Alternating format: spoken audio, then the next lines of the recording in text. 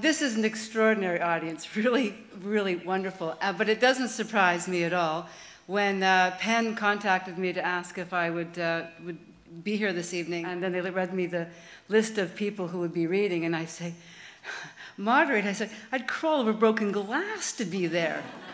The title of this session, Inventory, Writers Tracking Conflict and War, also attracted me because I was thinking that, you know, not many years ago in Canada, it would have been a very strange title for a conference. Even though so many people who come here and live here know conflict and war, we didn't tend to think that that was what our country was about or involved in. And now more and more we have a sense that war and conflict are at our doorstep. And it doesn't surprise me at all that it's become increasingly more a backdrop and a theme in our literature and our arts.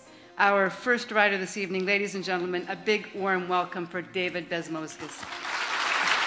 I'm going to read to you an essay that recently came out in a publication called Guilt and Pleasure. The title is Requiem for My Grandfather, Yakov Milner, Zionist. This was where we found ourselves on the night we buried my grandfather. A man we had all loved and respected had died. But we were caught in a tangle of bitter feelings, where one feeling bled into another, and made it impossible to mourn, to comfort each other, or to reflect on Israel or the war. All of it amounted to a profound desecration of my grandfather's memory. I imagined him looking down upon us in despair and saying, "There, everything I cared for in my life is either destroying itself or being destroyed." The next author is Camilla Gibb, who I first met and got to know because she is very active in Penn. Good evening. It's a pleasure for me to be here, to be part of this. I'm going to read very briefly from Sweetness in the Belly. Everything lifts. The dull hangover of nightmares about bodies ripped from houses and dragged through streets. Bodies jailed in terror and left to sleep in their own excrement. Bodies stripped of fingernails, expressions, and will.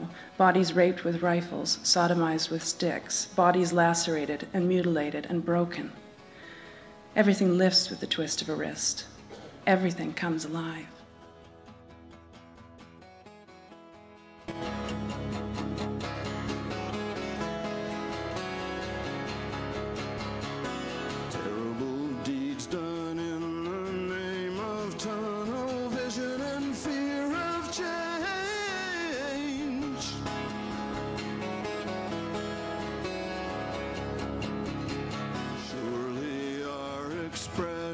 Of a soul that's turned its back